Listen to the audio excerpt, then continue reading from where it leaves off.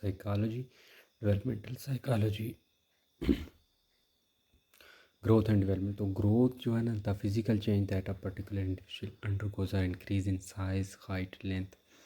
तो ग्रोथ वो चीज़ है जिसमें जो है ना स्पेसिफिकली आपका साइज़ इंक्रीज़ होता है, बॉडी की हाइट या बॉडी की लेंथ, जिसको आप मेजर भी कर सकते हैं।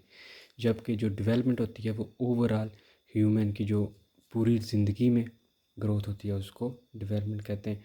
डेवलपमेंट में जो है ना आप ग्रोथ भी आती है, फिर फिज़िकल जो आपकी डेवलपमेंट है वो भी होती है, इंटेलेक्चुअल जो मेंटली आप डेवलप होते हैं, इमोशनली जो आप होते हैं या दूसरों के साथ सोशली, फिर जो है ना दूसरों के साथ आपके रिलेशन बनते हैं, other aspects of human growth कि हर किस्म की जो होती है ना आपकी इम्प्रूवमेंट्स, जो आपके अंदर ग्रोथ होती है आपकी बॉडी में इनसाइड या एक्सटर्नल या इंटरनल, उस सब को कहते हैं डेवलपमेंट। फिर मैचुरेशन क्या होती है कि development of mental processes that affects body functioning as a whole.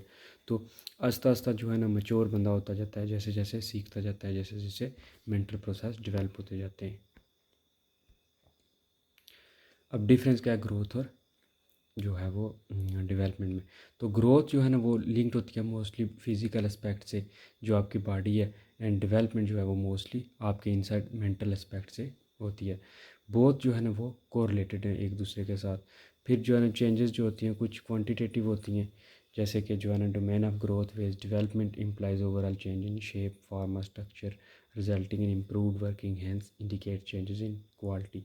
तो जो चेंजेस का जो है ना ग्रोथ वो क्वांटिटेटिव है, जबकि जो डेवलपमेंट है वो क्वालिटी है। और ग्रोथ जो है ना ये डेवलपमेंट में ही आती है। डेवलपमेंट समझिए एज अ होल है और उसमें ग्रोथ फिर एक पार्ट है।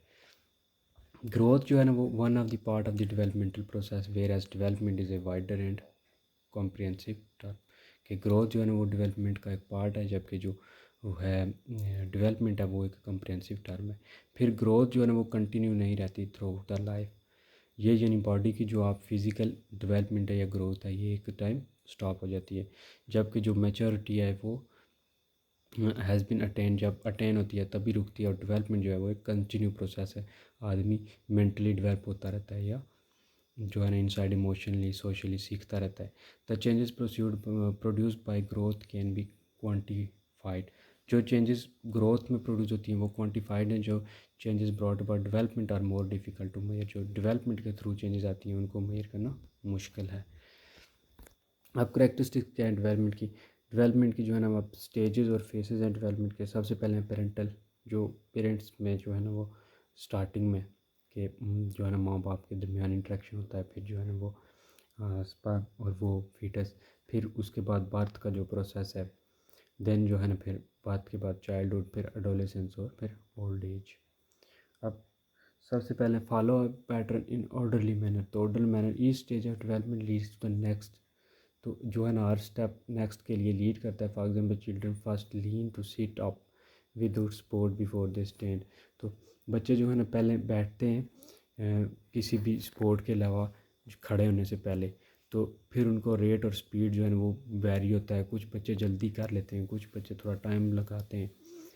फिर proceed from general to specific response, general to specific response की तरफ प्रोसीड करते हैं। पहले वो जनरल एक्टिविटी सीखते हैं, देन जो है ना वो अर्ली रिस्पॉन्स करते रहते हैं। फिर वो पहले यानी वो आवाज़ दो तो बच्चा देखता है, फिर आस्ता आस्ता वो स्पेसिफिक तरह माँ की आवाज़ को पहचानता है। ये फिर product of interaction of heredity and environment के, उसकी जो इंट्रैक्शन होती है विरासती और इन्वायरमेंट के, वो चीज़ें जो है ना उसमें असर करती हैं कि कुछ चीज़ें जो है ना उसको विरासत से मिलती हैं, कुछ चीज़ें वो इन्वायरमेंट से सीखता है।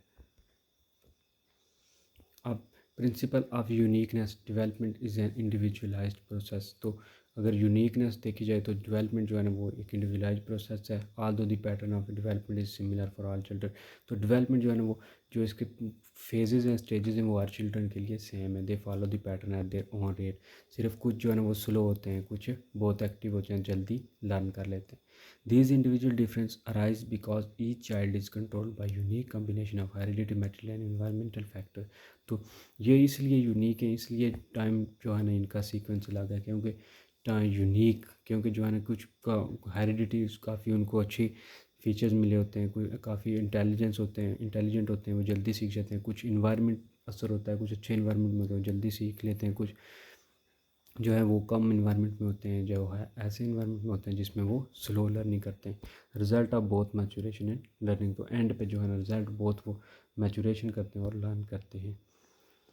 अब पेरेंटल डेवलपमेंट क्या है?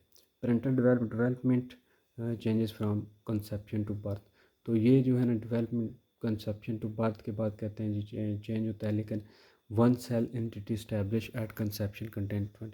तो एक सेल जो है ना वो मदर सेल फॉर एग्जांपल वो 23 पेयर्स ऑफ क्रोमोसोम्स होते हैं, one number of a pair from mother and the other from father. और जो है ना टोटल ये क्रोमोसोम्स होते हैं 46 और 23 पेयर्स होते हैं। तो जो है ना 23 जो है वो फ्राम मदर साइड और 23 फ्राम फादर साइड।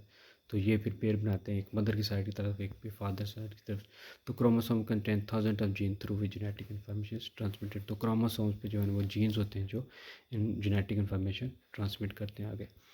अब अर्ली जो इंडिविजुअल होता है कम्बिनेशन, उसमें जीन जो प्रोड्यूस होते हैं वो पर्टिकुलरली एक करेक्टरिस्टिक के लिए एक जीन होता है। फॉर एग्जांपल आइज़ कलर आपका कैसा होगा, हेयर स्टाइल हेयर कलर कैसा होगा, हेयर कर्ली होंगे, स्ट्रेट होंगे, इस तरह।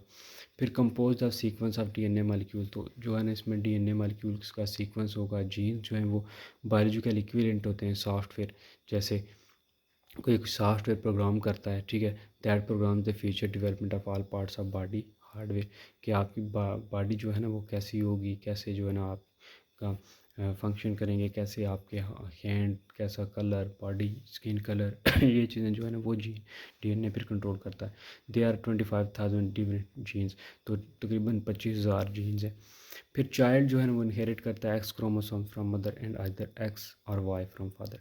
तो अगर गर्ल है तो फिर एक्स एक्स होंगे, अगर बॉय है तो फिर एक्स वाई क्रोमोसोम्स होंगे। फिर फादर से जो है ना वो एक्स या वाई आता है, लड़का या लड़की होना फादर की तरफ से डिसाइड होता है। Genes are also responsible for a wide variety of personal traits including cognitive abilities and physiological disorders. तो जीन पे जो है ना वो बहुत से ट्रेट्स होते हैं जिनमें जो है ना वो आपकी मेंटल एबिलिटीज़ या फिर जो है ना आपकी साइकोलॉजिकल डिसऑर्डर्स वगैरह होते हैं। आप स्टेजेस के हैं, सबसे पहले स्टेजेस है egg from mother side and sperm from father side. तो दोनों मिल के बनाते हैं जाइगोट, और दोनों मिलते हैं किस प्रोसेस के थ्रू हैं, फर्टिलाइजेशन के थ्रू। तो फर्स्ट 2 वीक्स जो है ना उनको कहते हैं जर्मिनल पीरियड। जो पहले 2 पीरियड होते हैं इनके मिलने के, जर्मिनेशन के, उसको कहते हैं जर्मिनल पीरियड, जिसमें जो है ना एक एग स्पर्म मिलते हैं। फिर जो है ना start out as a microscopic speck. तो 3 days after fertilisation zygote is about 32 cells. तो जो है ना वो फिर फर्टिलाइजेशन होती है, फर्टिलाइजेशन के बाद जो है ना जाइगोट जो है वो 3 to सेल्स बना लेता है। Within a week 100 to 150 cells. तो एक हफ्ते के दौरान जो है ना वो 100 से 150 सेल्स वो बना लेता है उसके। अब स्टेज एम्ब्रियोनिक पीरियड है, जाइगोट जब डेवलप हो जाता है जीन वो सेल्स बनाता है, फिर डेवलप होते हुए वो अब उसे एम्ब्रियो कहते हैं जब वो डेवलप हो जाता है। Starts after 2 weeks after conception last till 8 weeks. तो 2 वीक्स to 8 वीक का जो पीरियड होता है यानी वो स्पर्म और एग का जाइगोट के बाद, उसको जो है ना वो उसमें एम्ब्रियो फिर होता है, बनता है। Embryo is develop zygote that has a heart brain and other organ. अब एम्ब्रियो डेवलप हो गया है, जाइगोट की एक डेवलप शक्ल बन गया जिसमें अब दिल है, दिमाग है और कुछ आर्गन है। Embryonic period is characterised by programmed process of cell division. तो एम्ब्रियोनिक पीरियड जो है ना वो सेल डिवीजन का ही एक प्रोसेस है, जो सेल डिवीजन होती है तो फिर वो दिल भी बनता है, सारी चीज़ें। Grow 10,000 times larger by 4 weeks of age and attains length of 1/5 of an inch. तो 1 इंच के जो है ना वो 5th पार्ट तक वो डेवलप हो जाता है, 1000 टाइम लार्जर हो जाता है 4 वीक में। अब स्टेज एम्ब्रियोनिक पीरियड। तो एम्ब्रियोनिक पीरियड ऑर्गनो जेनेसिस जो है ना इसमें आर्गन्स फॉर्मेशन होती है, ये एम्ब्रियोनिक पीरियड के दौरान डेवलप जिसमें होती है, जिसमें जो है ना हार्ट ब्रेन इंटेस्टाइन ट्रैक और नंबर ऑफ जो है ना अदर आर्गन्स फॉर्म्ड होते हैं। जो एम्ब्रियोनिक स्टेज है यानी इसमें आर्गन बनना शुरू हो जाते हैं, प्रीमेटिव स्टेज ऑफ डेवलपमेंट है और क्लियरली रिकग्नाइजेबल है।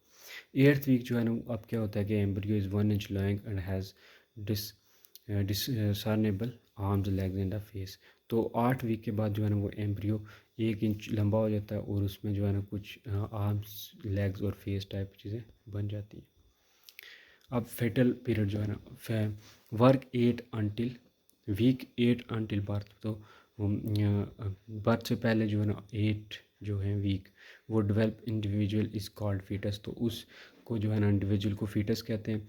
It begins to respond to touch, bends its finger, तो जो है ना अब वो रिस्पॉन्ड करना शुरू हो जाता है, टच को बेंड्स करता है और फिर फिंगर्स को जो है ना वो बेंड करना शुरू कर देता है। उसके बाद बर्थ के बाद 16 to 18 वीक्स जो है ना वो movements become strong enough for mother to sense them, तो माँ के लिए जो है ना वो इतनी जो है ना वो स्ट्रॉन्ग हो जाती हैं वो मूवमेंट्स की, वो माँ सेंस कर सकती है। Hair may begin to grow on its head and the facial features become similar to those the child will display at birth, तो चाइल्ड जो डिस्प्ले बर्थ पे के बाद शो होता है वो तकरीबन उसकी जो है ना हेयर उस तरह के ग्रो करना शुरू कर जाते हैं और facial feature life time words of nervous are produce, तो जो है ना उसके न्यूरॉन्स जो है ना वो दिमाग के कुछ न्यूरॉन्स भी प्रोड्यूस होना शुरू हो जाते हैं। Fetal period begins to grow और fatty deposits under the skin and gains weight, तो वो वेट गेन करना शुरू कर देता है और उसकी स्किन के अंदर जो है ना वो फैट्स वगैरह डिपॉजिट होना शुरू हो जाते हैं।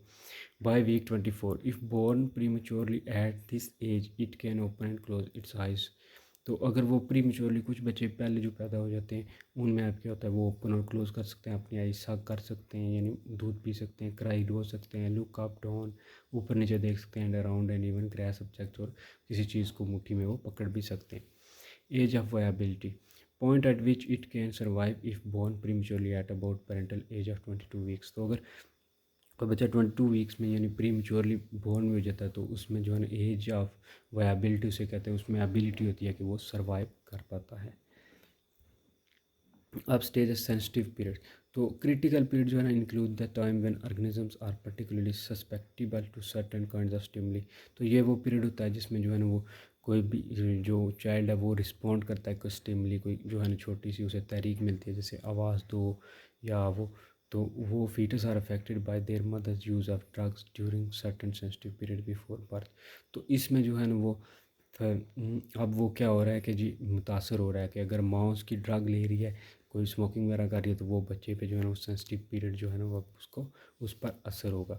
Sensitive period can also occur after birth, तो ये बर्थ के बाद भी जो है ना वो सेंसिटिव पीरियड अफेक्ट करता है। तो some language specialist suggest that there is a period in which children are particularly receptive to developing language, तो इसमें इसके दौरान में कुछ बच्चे जो है ना वो बहुत ज़्यादा जो है उनमें लैंग्वेज डेवलप हो रही होती है, तो पर्टिकुलरली अगर चिल्ड्रन जो है ना वो अप्रोप्रिएट लिंग्विस्टिक स्टिमुली में नहीं हुआ एक्सपोज, तो उसमें डेवलपमेंट जो है हो सकता है वो सही से ना हो, वो कोई लैंग्वेज प्रॉपर ना सीख सके अगर प्रॉपर उसकी यानी वो ऐसे माहौल में नहीं है कि माँ ने जो है ना उसको सिखाया या वो, तो वो लैंग्वेज क्योंकि उसमें डेवलप हो रही, तो अगर वो ऐसे एक नए से इन्वायरमेंट में आ गया जहाँ उस इतना ना लोग बोलते हैं या कुछ अजीब बोलते हैं, तो वो फिर उसके लिए मुश्किल होगा। अब नॉर्मल जो गेस्टेशन पीरियड है वो 38 वीक्स है, जिसमें क्या होता है कि बच्चा जो होता है वो 7 पाउंड्स का होता है और वेट जो होता है उसका 7 पाउंड और साइज जो है वो 20 इंचेस तकरीबन होता है। तो पेरेट्रम प्री टर्म जो इन्फेंट्स हैं जो बिफोर 38 वीक जो बोर्न हो जाते हैं, since they have not been able to develop fully, वो हाई रिस्क होता है illness, future problems and even death, तो वो उनकी डेथ भी हो सकती है, लेकिन अगर वो सर्वाइव भी कर सकें तो वो जल्दी बीमार ज़्यादा रहते हैं और उनमें फ्यूचर में बहुत प्रॉब्लम्स होती हैं। जो 30 वीक्स के बाद होते हैं उनमें गुड प्रॉस्पेक्ट्स ऑफ सर्वाइवल, वो जीने के वो जो है वो सर्वाइव कर सकते हैं वो। उसके बाद जो बिफोर 30 वीक्स होते हैं वो लेसर प्रॉस्पेक्ट ऑफ सर्वाइवल, उनमें सर्वाइव करने के बहुत कम चांसेस होते हैं।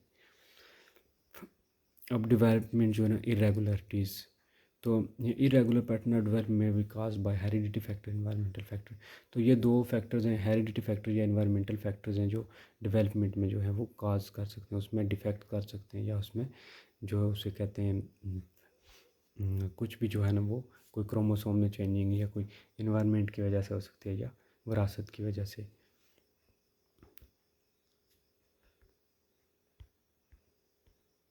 अब जो है ना illness cause by abnormalities in genetics, तो जो है ना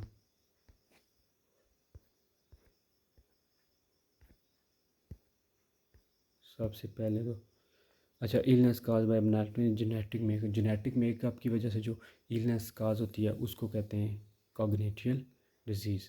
3 काइंड्स की होती है, सिंगल जीन डिसऑर्डर होता है, क्रोमोसोम डिसऑर्डर होता है, manufacture polygon gene genic disorder, यानी एक जीन की वजह से डिसऑर्डर हो सकता है। फिर पूरा क्रोमोसोम्स जो है ना वो कई दफ़ा एक्सचेंज हो जाता है, और फिर कुछ जो है ना मल्टी फैक्टरियल, कुछ पॉलीजीन की वजह से हो जाता है।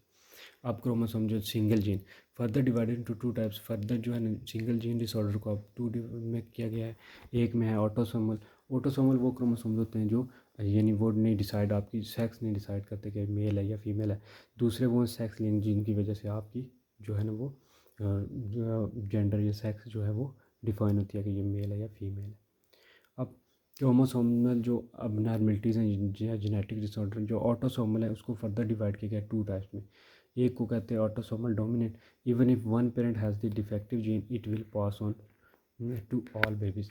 तो इसमें यह है कि अगर एक पेरेंट्स में जो है ना कोई जीन डिफेक्ट है, कोई बीमारी है, बॉल्डनेस या इस तरह, या बाल गिरना, या यानी तो वो जो है ना सारे बच्चों में कहता है कि वो चली जाती है। इसको कहते हैं ऑटोसोमल डोमिनेंट, के उसमें वो जीन डोमिनेट करता है। जैसे कि वो कहता है पॉलीसिस्टिक किडनी डिजीज़, के किडनी की डिजीज़ है characterise multiple cyst in both kidneys which result in fluid enlargement of kidney, damage liver and pancreas. तो ये जो है ना ये आगे चलती है। अगर एक पेरेंट्स में एक किडनी डिसीज़ है तो एक ही पेरेंट में अगर है तो अब भी पूरे आगे सब चिल्ड्रन में जाती है। Another example is Huntington disease, it is neuro degenerative in nature and affects muscle coordination. तो ये न्यूरॉन माइंड के रिलेटेड है डिजीज़, दिमाग के रिलेटेड, तो ये भी इफ़ेक्ट करती है। और दूसरी ऑटोसोमल रिसेसिव में यह है कि both parents should have defected gene to pass the disease on to the baby. तो अब जो रिसेसिव है उसमें यह है कि दोनों पेरेंट्स जो है ना उनको डिफेक्टिव, उनमें अगर वो जीन पाया जाएगा तभी जो है ना वो बीमारी आगे जाएगी। जैसे वो कहता है phenylketonuria, in this condition body is unable to produce specific enzyme required for normal development, deficiency leads to accumulation of poison and result in mental retardation. तो इसमें दिमाग की जो है ना वो डेवलपमेंट रुक जाती है। तो ये तभी होता है जब दोनों पेरेंट्स में वो जीन आता है। Other example are sickle cell anaemia and Tay Sachs disease. तो ये इस तरह की जो डिजीज़ है ये इस वजह से होती है जब दोनों। अब सेक्स लिंक जो है ना वो तो थी बॉडी लिंक, यानी ऑटोसोमल ऑटोसोमल। तो अब ये सेक्स लिंक ये टू टाइप्स यूज हैं, X link and Y link. X link जो है ना वो होते हैं मोस्टली जो है ना हाई रिस्क होता है in both male and female such since both have one x, क्योंकि एक्स दोनों में है तो इस वजह से जो है ना वो जो एक्स लिंक्ड होगी वो दोनों में जो है वो डिफेक्ट कॉज करेगी। जैसे कहता है हाइफो फास्फोटेमिक रिकट्स, ये कोई हड्डियों के रिलेटेड है जिसमें लो सीरम फास्फेट लेवल है। जबकि जो एक्स लिंक्ड रिसेसिव है वो होगी डोमिनेंट, जो जिसमें जो है ना वो दोनों लड़के लड़की को हर तरह है। अब एक्स लिंक जो रिसेसिव है उसमें मेल के लिए हाई रिस्क है और फीमेल के लेसर है। जैसे कि हीमोफीलिया ए, जैसे कि वो हीमोफीलिया जो है वो यहाँ जो ब्रिटिश फैमिली है, क्रोन फैमिली, उसमें पाई जाती है हीमोफीलिया। तो ये deficiency in clotting factor V7, तो ये ब्लड फिर क्लाट नहीं होता इनमें। Other example are colour blindness और जो है ना मेल पैटर्न ब्लाइंडनेस, बाल्डनेस, जो बालों का गिरना। वाइल्ड लिंक जो होता है ना वो सिर्फ मेल में पाया जाता है, जैसे मेल इनफर्टिलिटी।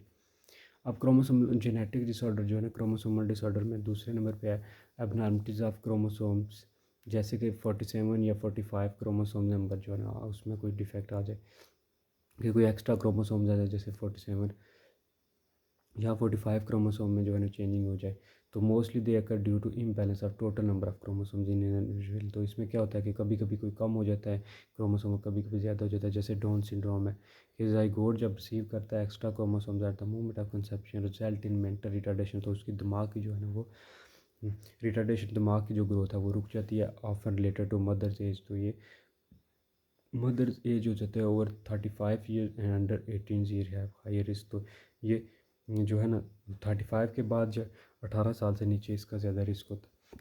उसके बाद क्लिनफेल्टर सिंड्रोम है जिसमें एडिशनल एक्स मेल में आ जाता है, यानी उसमें एक्स वाई होता है सिंपली, तो एक एक्स आ जाता है। फिर जो है ना टर्नर सिंड्रोम है जिसमें मिसिंग हो जाता है एक एक्स नलो जिसको कहते हैं, या मोनोसोमी कहते हैं, एक ही एक्स पाया जाता है एक मिस हो जाता है। आप मल्टीपल पॉलीजेनिक जिसमें ज़्यादा जीन्स हो, multiple gene are abnormal in combination with lifestyle and environmental factors. तो जो है मल्टीपल जो जीन्स है ये एबनॉर्मल कम्बिनेशन हो जाता है लाइफ स्टाइल में, जिसमें इन्वायरमेंटल फैक्टर जो है ना वो होते हैं, जैसे अस्थमा है, डायबिटीज़ है, डायबिटीज़ मेलास्टस यानी जो दमा या शुगर या ब्लड प्रेशर है। अब इन्वायरमेंटल फैक्टर, जो environmental causes for developmental irregularities during postnatal and other stage of development. इनको इनसफिशिएंट फूड सप्लाई की, अगर बच्चे को पूरी खुराक नहीं मिली तो वो डेवलपमेंट में जो है ना वो अच्छा बर्ड फिजिकली डेवलप नहीं होगा, मेंटली डेवलप नहीं होगा। फिर टॉयलेट ट्रेनिंग, उसकी अच्छी ट्रेनिंग नहीं है, अच्छी जो है ना उसको सफाई वगैरह का इंतज़ाम नहीं है, तब भी जो है ना उसके लिए मसला है। लैक ऑफ फिज़िकल एक्टिविटी, अगर वो फिज़िकल एक्टिविटी नहीं करता, हर वक्त अंदर लेट के जो है ना गेम्स खेलता है या बाहर बहुत कम निकलता है, टेक्नोलॉजी पे लैपटॉप कंप्यूटर पे ज़्यादा टाइम गुजारता है, तो वो फिज़िकली इतना डेवलप नहीं होगा। Absence of suitable environment according to one's aptitude, तो एक ही जो है ना किसी के एप्टीट्यूड के मुताबिक, यानी वो जिस माहौल में अडाप्ट कर सकता है, बेटर परफॉर्म कर सकता है, अगर उस तरह का वो इन्वायरमेंट एब्सेंट है तो तभी भी वो अच्छी तरह डेवलप नहीं हो पाएगा। और जो कॉमनली ऑब्जर्व इरेगुलर्स हैं, जिसमें ओबेसिटी है, जो मोटापा, डिलेड स्पीच, कुछ बच्चे जो है ना वो अकलाते हैं, स्टैमर हो जाते हैं, तो ये भी जो है ना एक इन्वायरमेंटल फैक्टर है कि वो उनको इन्वायरमेंट में फूड वगैरह अच्छी नहीं मिलती, वो सही डेवलप नहीं कर पाते उस करेक्टरिस्टिक को। एक्सेसिव शाइनेस, कुछ बच्चे बहुत जो शर्मीले होते हैं वो क्राउड में जाना पसंद नहीं करते हैं, उनमें फिर वो लो कॉन्फिडेंस होता है, वो फिर जो है ना सांसें कमतरी के जो है ना वो शिकार हो जाते हैं। अग्रेशन, गुस्सा बहुत आ जाता है उनमें, जिन लोगों में सोशल इंटरेक्शन इतना नहीं होता, वो फिर जो है ना छोटी छोटी बात पे गुस्सा करना शुरू करते हैं। पूर कॉग्निशन, कुछ लोगों में जो है ना वो जहनी सालितें जो है ना वो बहुत कम डेवलप होती हैं। लैक ऑफ सोशियबिलिटी, कुछ जो है ना वो सोशल लोगों से इतना मिलना जुलना नहीं कर पाते, सोशली बहुत जो है ना वो वीक होते हैं, सोशल जो है इंटेलिजेंस उसमें। फिर माल न्यूट्रिशन, वो फिज़िकली कंट्रोल जो है ना बिल्कुल वीक हो जाते हैं, बिल्कुल मेल न्यूट्रिशन का शिकार हो जाते हैं। इन्वायरमेंट जो है ना वो आल्सो जो है ना इन्फ्लुएंस करता है पेरेंट डेवलपमेंट ऑफ फीटस, तो पेरेंटल स्टेज पे भी जो है ना किसी चिल्ड्रन की जो इन्वायरमेंट फैक्टर हैं वो बहुत जो है वो इफ़ेक्ट करती हैं। जैसे टेट्राजीन्स है, जैसे कोई अगर इन्वायरमेंटल फैक्टर जैसे ड्रग वगैरह हो या केमिकल वायरस या कोई इस तरह का फैक्टर जो बात को डिफेक्ट कर सकता है। इसमें क्या है कि मदर न्यूट्रिशन के माँ की खुराक कैसी थी जब बच्चा माँ के पेट में था, फिर माँ की जो है ना बीमारी, उसकी अदर इलनेस जो है ना उसकी कोई बीमारी शुमारी होती हैं, कुछ बीमारियाँ ऐसी होती हैं जो आगे बच्चों में शिफ्ट हो जाती हैं, एड्स वगैरह जैसे है ना। तो मदर्स इमोशनल स्टेज, कुछ मदर जो है ना मोस्टली इमोशनल रहती हैं, इसका भी बच्चे पे बड़ा इफेक्ट होता है। फिर मदर यूज़, अगर मदर जो है ना वो ड्रग्स करती है, स्मोकिंग करती है, तो वो भी बड़ा इफेक्ट करता है बच्चे को। That's all. Welcome back another episode on Educational Academy. So we are talking about development psychology. In first part we discussed about infancy, infant and early childhood and development, environmental factor, heredity factor, gene factor. So in this part we are going to talk about developmental psychology part 2. शुरू करते हैं। Developmental psychology, development of infant. तो आप जो है ना infant की आगे डेवलपमेंट हम देखते हैं। Physical development of neonate. अब नियोनेट कौन होता है? नियोनेट जो है ना होता है, कहते हैं एक न्यू बॉर्न बेबी को, जो न्यू बॉर्न बेबी होता है उसको कहते हैं नियोनेट।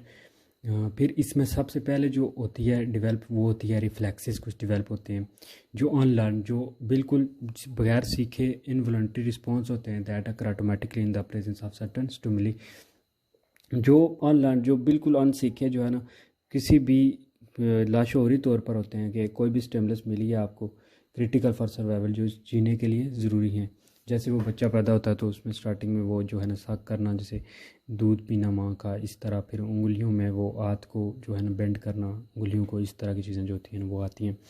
फिर रूटिंग रिफ्लेक्स है और स्टार्टल रिफ्लेक्स है। रूटिंग रिफ्लेक्स में क्या है कि जी, रिफ्लेक्स में causes neonates to turn their heads toward thing that touch their cheeks such as bottles. तो वो उन चीज़ों की तरफ जो है ना अपना हेड, अपने सर को घुमाता है जो उसे टच करती हैं। जैसे कि वो कहता है कि आप देखें वो फीडर को जब आप लगाते हो उसके चीक के साथ, तो वो उस तरफ हेड कर लेता है। तो ये होता है रूटिंग रिफ्लेक्स। फिर स्टारलेट जो है ना, स्टार्टल रिफ्लेक्स, वो सीरीज ऑफ होती है मूवमेंट्स जिनमें एक इन्फेंट जो है वो फ्लिंग करता है out the arms, fan the finger and arches the back in response to a sudden noise, कि कोई शोर वगैरह होता है तो उसकी तरफ वो अपनी फिर चीज़ें जो है ना वो टर्न करता है अपनी तवज्जो। अब मूवमेंट किस तरह की होती हैं, रोलिंग ओवर 3 मंथ, 3 मंथ का होता है तो वो रोलिंग ऐसे जो होता है ना वो इर्द गिर्द जो चारपाई पे जो है ना या बेड पे वो करता है, रोलिंग ओवर होता है। फिर सिटिंग विदाउट सपोर्ट 6 मंथ का हो जाए तो वो किसी सपोर्ट लिए बगैर जो है ना वो बैठ सकता है। स्टैंडिंग विद सपोर्ट, फिर 7 मंथ में वो खड़ा किसी चीज़ का सहारा लेके खड़ा होना शुरू कर देता है। स्टैंडिंग विदाउट सपोर्ट 11 मंथ का जब हो जाए तो वो फिर ऐसे ही खड़ा हो जाता है खुद ब खुद अपने पाँव पे। और फिर वॉकिंग ओवर 1 ईयर, और 1 साल का जो है वो का है फिर वो चलना शुरू करता है। अब डेवलपमेंट ऑफ सेंसेस क्या है कि सेंसेस कैसे डेवलप होते हैं। हैबिचुएशन मतलब कि वो the decrease in the response to stimulus that occurs after repeated presentation of the same stimulus. तो हैबिचुएशन के वो हैबिचुअल हो जाता है कि कोई फॉर एग्जांपल एक जो है स्टिमुलस, कोई एक ही स्टिमुलस तहरीक बार बार आ रही है, एक ही चीज़ बार बार, तो वो फिर उसको रिपीटेडली वो उसको समझना शुरू कर देता है। अब रिसर्च जो है वो shows that visual perception is remarkable sophisticated from the start of life. तो लाइफ के शुरू में जो है ना विजुअल परसेप्शन जो होते हैं वो रिमार्केबल काबिल ज़िक्र होती है। They can discriminate facial expression and even imitate them. तो वो जो है ना फेशियल एक्सप्रेशन जो होता है वो बच्चा चेहरे से देख ले के पहचान लेता है कि ये उसकी वो जो है ना वो डेवलप कर लेता है सेंसेस अटैचमेंट वगैरह। At the end of few months, कुछ मंथ के बाद जो है ना they can distinguish few colours and with in 2 days they can distinguish between native tongue and foreign language. तो फिर जो है ना कुछ ही मंथ में वो कलर्स में जो है ना फ़र्क करना शुरू कर देता है। और फिर 2 दिन में वो कहता है कि विद इन 2 days तो है ना वो डिस्टिंग्विश शुरू करना देता है कि नेटिव टंग या फॉरेन टंग कौन सी है, फॉरेन टंग। अब इन्फेंसी टू चाइल्डहुड तक फिज़िकल जो चेंजेस आती हैं during first year of life वो जो होता है वो बर्थ वेट ट्रिपल हो जाता है अमाउंट में, highest increase by about half. तो ये जो है ना हाईएस्ट इंक्रीज़ होता है पहले साल में जो है ना बच्चे के। फिर rapid growth slows down as the child gets older, जैसे जैसे वो बड़ा होता जाता है उसकी जो ग्रोथ है वो स्लो होती जाती है। एज 3 टू जो है ना एडोलेसेंस 13 तक जो है ना ग्रोथ एवरेज गेन करती है अबाउट 5.3 इंचेस एवरी ईयर। तो हर साल जो है ना उसको तकरीबन वज़न 2.5 किलो यानी 3 पाउंड का 1 किलो, तो 1.5 किलो यानी 1.5 किलो से ज़्यादा उसका वज़न, और 3 इंचेस वो हर साल इंक्रीज़ होता है। फिर हेड ऑफ फीटस जो है ना वो डिसप्रपोर्शनली लार्ज होता है। The head becomes more proportional in size to the rest of the body. Head जो है वो तेज़ी से बढ़ता है as compare to other body part. फिर इमोशनल डेवलपमेंट होती है। सबसे पहले अटैचमेंट के वो चीज़ों को अटैच होना शुरू हो जाता है अपनी माँ के साथ जो है ना अपने पेरेंट्स के साथ। The positive emotional bond that develops between a child and a particular individual is the most important form of social development that occur during infancy. तो इन्फेंसी में जो है ना ये सबसे पॉजिटिव जो इमोशनल बॉन्ड डेवलप होता है उसका अपने इर्द गिर्द सोशल अपने माँ बाप के साथ।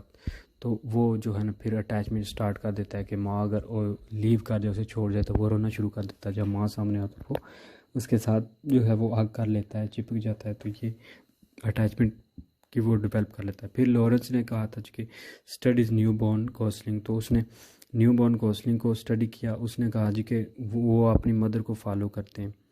दे परसीव के which is the first moving object they perceive, तो वो अपनी मदर और फिर जो है ना जो चीज़ पहले हिसाब से वो देखते हैं मूव करते हैं उसको परसीव करते हैं। और फिर एग्स जो रेज होते हैं इंक्यूबेटर के, जो अंडे जो है ना किसी इंक्यूबेटर में जो रेज किए जाते हैं, they started following him as if he were the mother, वो ऐसे फॉलो करते जैसे वो उनकी माँ हो। इम्प्रिंटिंग का क्या होता है, देख के यानी सीखना। तो behaviour that takes place during a critical period and involve attachment to the first moving object that is observe. तो वो पहले जो चीज़ ऑब्जर्व करते हैं देखते हैं उसी के साथ फिर वो अटैच हो जाता है, इसको कहते हैं इम्प्रिंटिंग। अब इमोशनल डेवलपमेंट, हैरी जो हार्लो है उसने दिया था जी कि इन्फेंट मंकीज जो है ना वो choice of cuddling a wire monkey that provided milk and a soft cloth monkey. तो वो जो है ना वो कुडल करना शुरू हो जाते हैं, आग करना शुरू हो जाते हैं एक वायर मंकी को, और जो मंकी उसने दूध प्रोवाइड करता है उसको सॉफ्ट कोई क्लॉथ का बना हुआ मंकी, उससे वो अटैच हो जाते हैं। दैट डिड नॉट प्रोवाइड, जबकि वो वायर मंकी जो होती है जो उसे मिल्क प्रोवाइड करता है, जबकि जो क्लॉथ मंकी है वो उन्हें मिल्क प्रोवाइड नहीं करती। They spend most of their time clinging to warm soft monkeys with occasional trips to the wire monkey to nurse. तो वो ज़्यादा जो वक्त है वो उस जो है ना मंकी जो होता है, सॉफ्ट मंकी है, वर्म सॉफ्ट मंकी, उसको क्लिंग करते हैं। जबकि जो है ना ओकेजनली जो है ना कभी कभी जाते हैं वायर मंकी के पास। Milk alone was insufficient to create attachment. तो वो कहता है कि जो दूध है, बेशक वो वायर मंकी उन्हें दूध देता है, लेकिन फिर भी वो काफ़ी नहीं है अटैचमेंट होने के लिए। अब ह्यूमन अटैचमेंट जो है ना ग्रो करती है through the responsiveness of infants care givers. Care की वजह से जो लोग उन्हें केयर देते हैं ह्यूमन डेवलपमेंट में, to the signal which babies provide such as crying, smiling, reaching and clinging. तो इस तरह के जो रिस्पॉन्सेज देते हैं, इस वजह से ह्यूमन जो है अटैच हो जाते हैं। Higher the responsiveness of care givers higher more secure the attachment will be. तो जितने ज़्यादा जो है ना वो देंगे, वो केयर देगा बंदा, उतने ज़्यादा वो अटैच हो जाते हैं। अब असेस करने का क्या तरीका, तो मैरी एंसवर्थ ने जो है ना कंडक्ट किया था एक्सपेरिमेंट, जिसको एंसवर्थ स्ट्रेंज सिचुएशन कहते हैं, जिसमें उसने कंसिस्ट किया था जो एक सीक्वेंस इवेंट्स उसने किए चाइल्ड और उसकी मदर में। Mother and baby enter the unfamiliar room. तो वो माँ और बच्चा जो है ना एक अनजान से कमरे में इंटर होते हैं। Permits baby to explore while she sit on. तो बच्चे को रोका गया कि वो ढूंढे कि जो है जब उसकी माँ बैठ के adult stranger enter the room, तो कोई अजीब आदमी जो है ना एक जवान आदमी इंटर होता है रूम में, और मदर लीव्स और उसकी माँ छोड़ जाती है। Then mother enters and stranger leaves. तो जब माँ इंटर होती है, स्ट्रेंजर लीव्स होता है। तो ये रिपीटेड ट्वाइस। तो इसने ये एक्सपेरिमेंट किया, reaction very two degree of attachment. तो इस रिएक्शन ने फिर दिखाया कि डिग्री ऑफ अटैचमेंट के वो माँ जब उसको लीव करती थी वो रोता था, और माँ जब वापस आती थी वो सिक्योर फील करता था। देन इमोशनल डेवलपमेंट ऑफ अब सिक्योरली अटैच के mother is home base when she leaves, child exhibits distress and goes to her when she return. तो बच्चा जब माँ से छोड़ जाती है तो बच्चा जो है ना वो बिल्कुल जो है ना अनकम्फर्टेबल हो जाता है, और दोबारा जो वो वापस आती है तो वो उसके पास चला जाता है। फिर avoidant, they don't cry when mother leaves. तो वो रोता नहीं है जब माँ से छोड़ जाती है। And avoid her when she returns. और जब वो वापस आती है तो रिटर्न होती है as if indifferent to her, अगर वो उसके लिए मुख्तलिफ हो। तो कुछ बच्चे यानी अवॉइडेंट करते हैं, कुछ सिक्योरली अटैच होते हैं, कुछ अवॉइडेंट करते हैं कि वो जो है ना मदर उन्हें छोड़ भी जाए तो वो अवॉइड करते हैं, और फिर वो वापस भी आ जाए तो वो उनके लिए इंडिफरेंट ही होता है। अब ambivalent, they display anxiety even before they are separated and are upset when their mother leaves. तो कुछ एम्बिवेलेंट होते हैं जो क्या करते हैं जी, एनजाइटी, परेशान हो जाते हैं जब उनकी माँ छोटे से पहले ही, और अपसेट हो जाते हैं बहुत ज़्यादा जब उनकी माँ छोड़ जाती है। तो ambivalent reaction to her when she return such as seeking close contact but hitting her simultaneously. तो वो फिर जब वापस आती है तो उनका रिएक्शन जो होता है वो बिल्कुल वो उन हिट करता है उनको, और वो फ़ौरन उसके साथ अटैच हो जाते हैं। डिसऑर्गेनाइज या डिसओरिएंटेड, अब इनकन्सिस्टेंट एंड कंट्राडिक्टरी बिहेवियर। तो ये जो है ना कंट्राडिक्टरी उसके अगेंस्ट बिहेवियर है, डिसऑर्गेनाइज बिहेवियर है जिसमें डिफरेंट चीज़ें वो करते हैं। अब कॉन्सिक्वेंसेस क्या हैं वो लेटर डेवलपमेंट के, सिक्योरली अटैच जो होते हैं वो more socially and emotionally competent होते हैं than their less securely attached peers. Cooperative होते हैं, प्लेफुल होते हैं और कैपेबल होते हैं कि जो सिक्योरली अटैच होते हैं।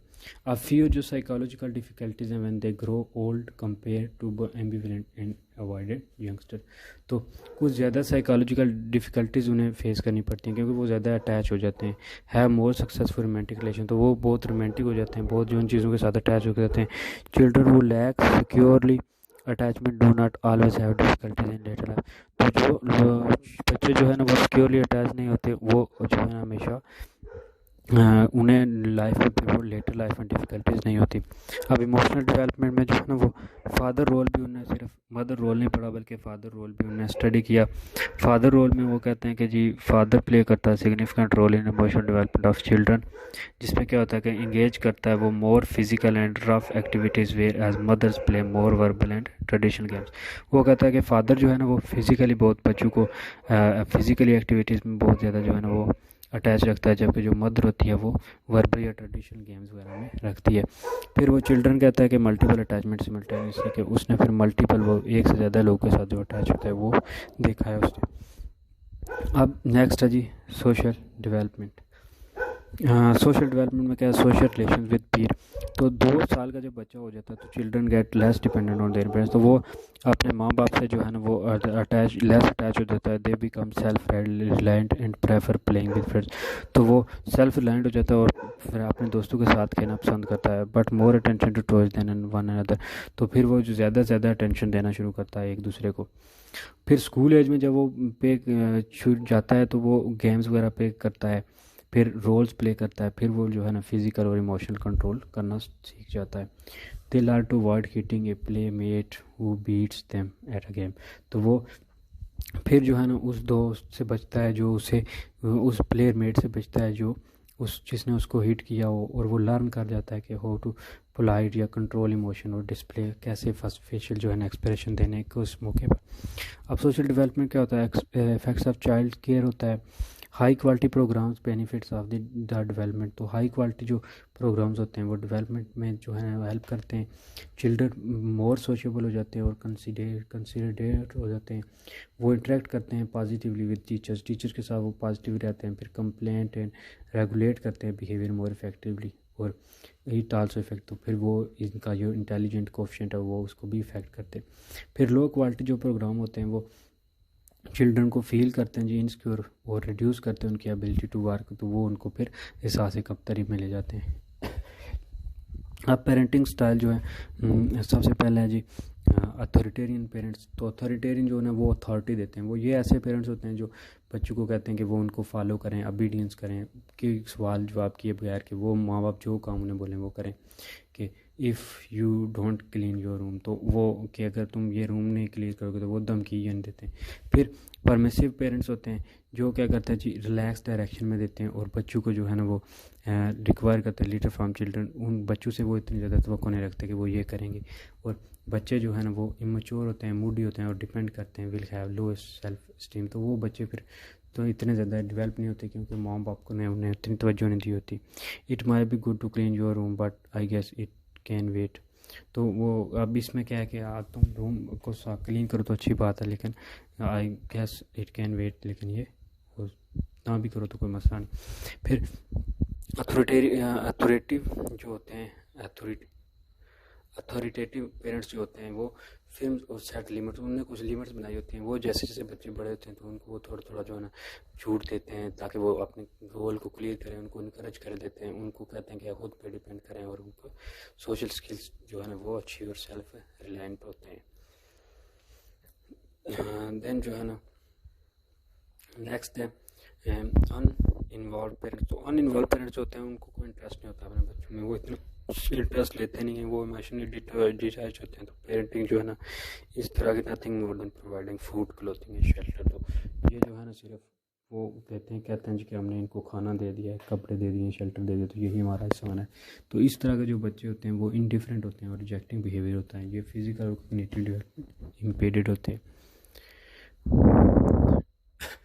अब एरिक्सन जो है ना उसकी एरिक्सन की theory of psychological development of individual interactions and understanding of each other and of their knowledge and understanding of themselves as member of society.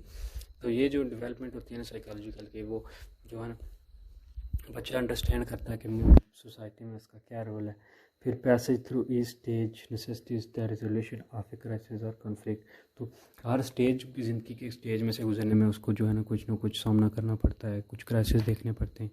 Each state is represented by most positive and the most negative aspects of crisis of that period, तो हर जो stage period होता है वो या positive होता है या negative aspects होते हैं उस क्राइसिस के।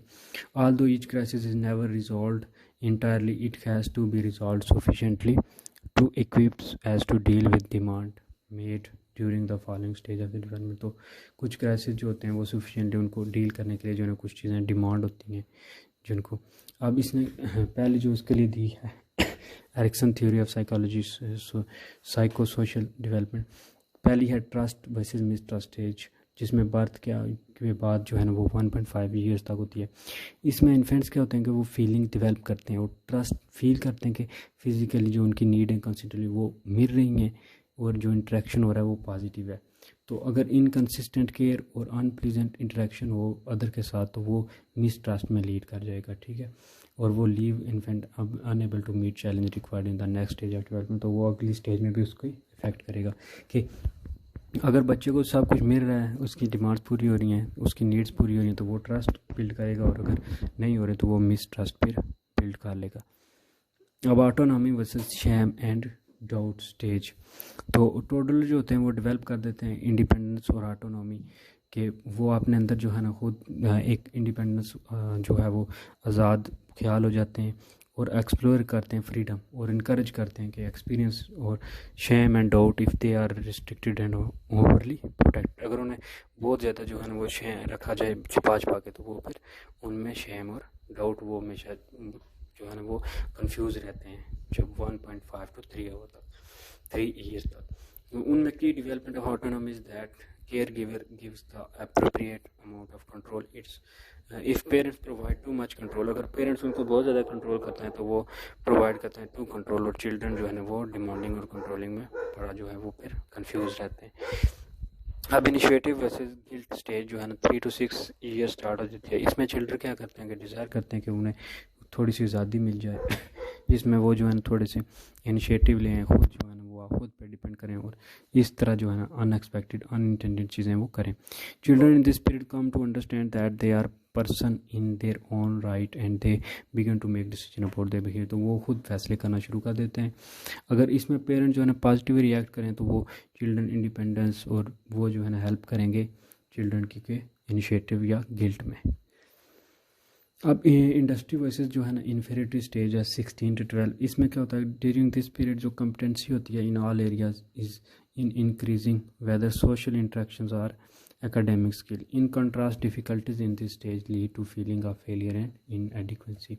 तो ये जो स्टेज होती है ना, इस स्टेज में जो है ना वो बच्चे स्टार्ट करते हैं कोई काम शाम, कोई वो जो है ना अपना स्किल्स जो है ना इम्प्रूव करते हैं।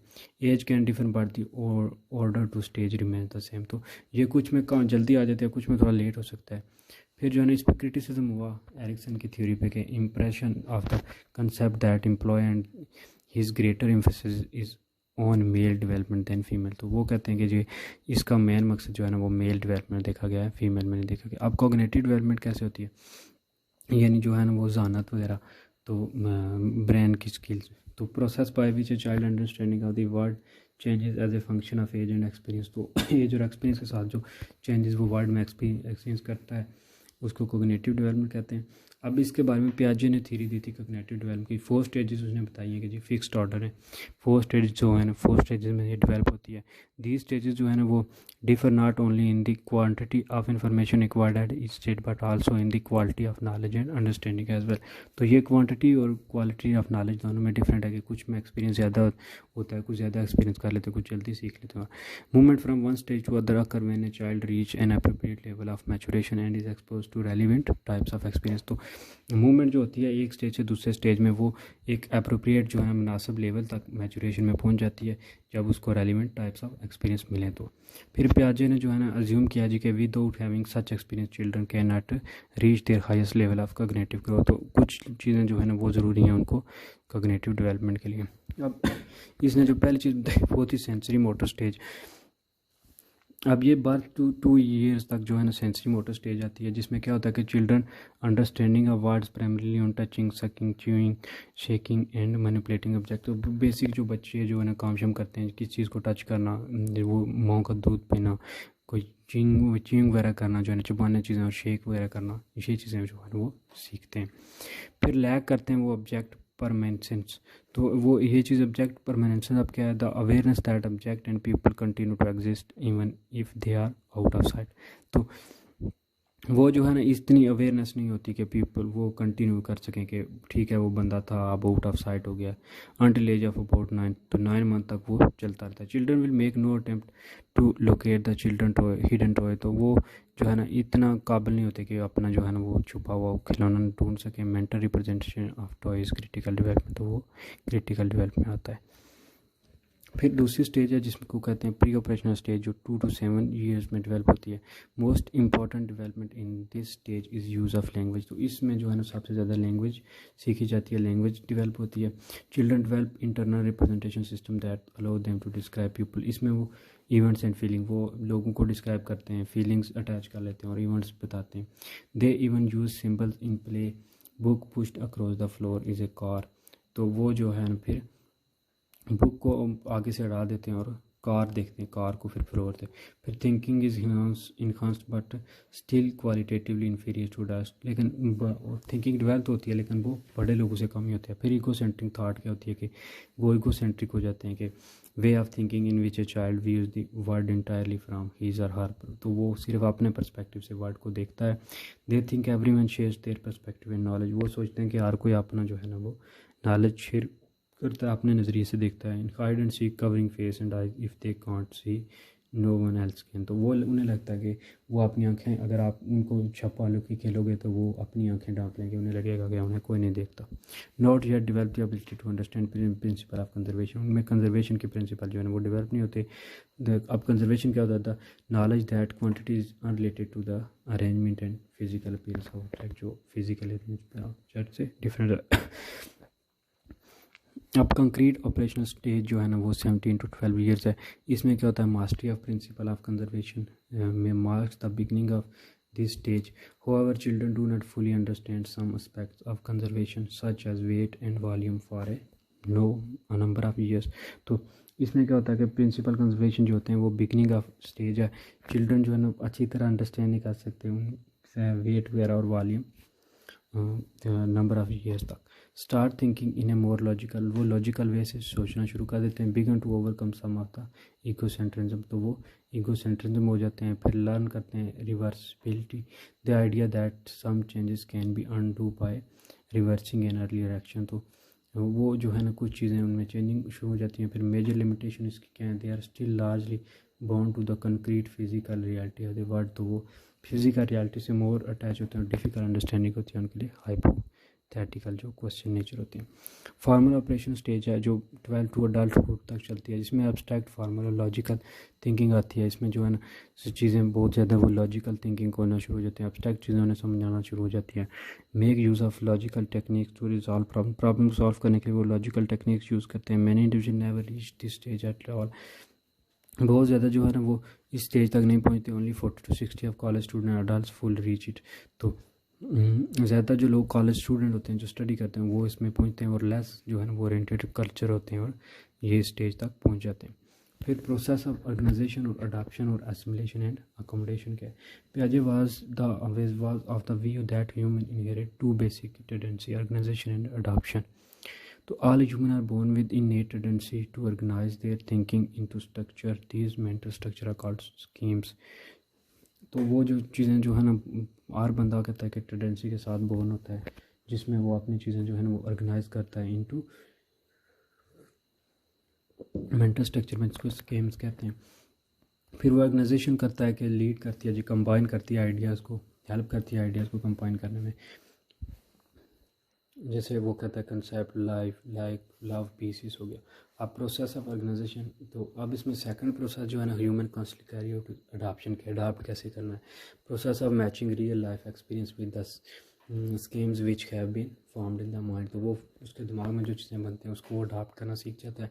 फिर एसिमिलेट उनको करना शुरू करता है, experience which can link to an existing schema.